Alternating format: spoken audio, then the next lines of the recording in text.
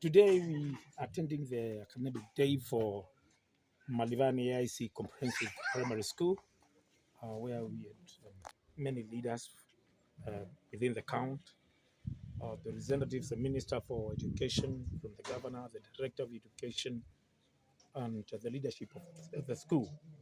And the issue that came out very, very adamantly is the one concerning bursary for bright children who cannot access education because of the challenges of bursary allocation.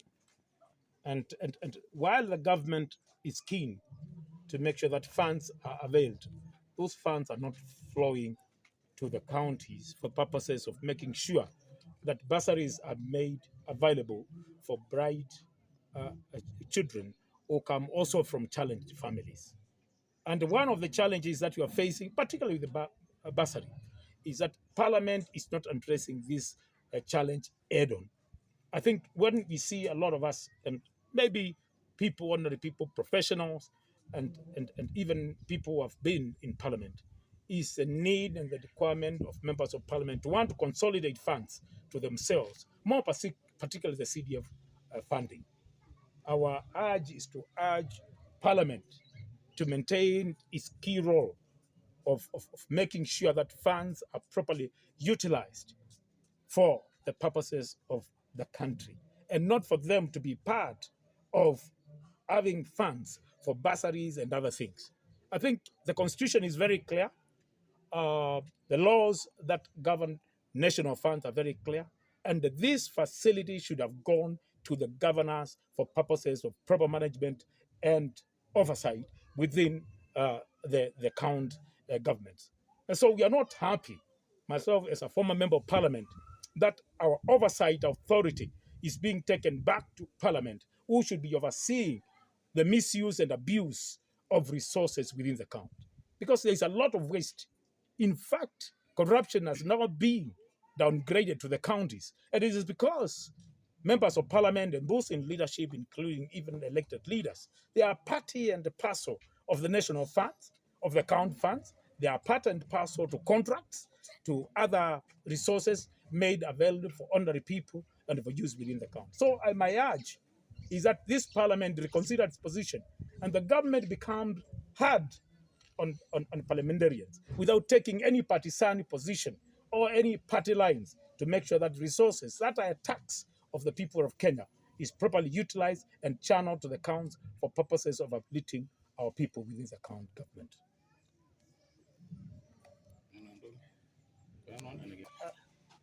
As I've mentioned before, we are having parents, community interaction, and a celebration for Malivani Aic Comprehensive Primary School for good performance.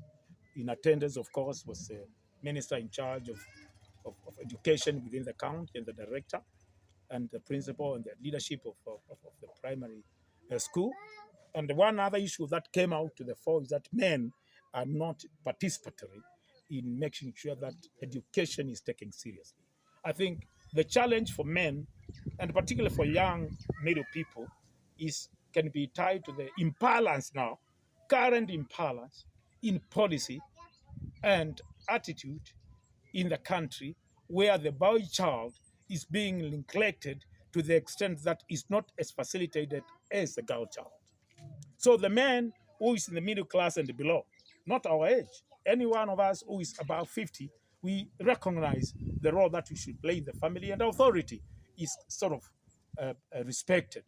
But the imbalance that has been generated by the clamor for more rights for one gender than the other has culminated in a situation where our men have been reduced to a sit-back situation without getting any policy, institutional support for them to understand their role.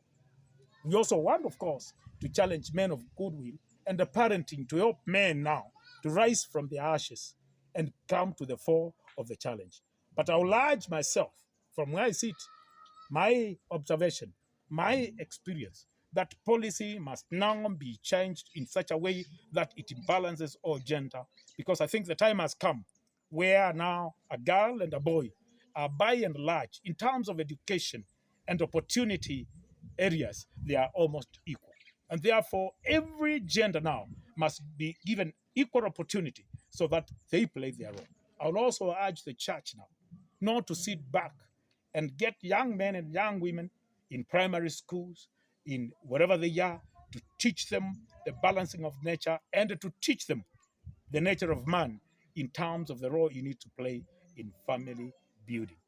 I will also urge women, educated, experienced, and having opportunity also to understand God's created opportunity of being the support system for men to move on. Thank you very much.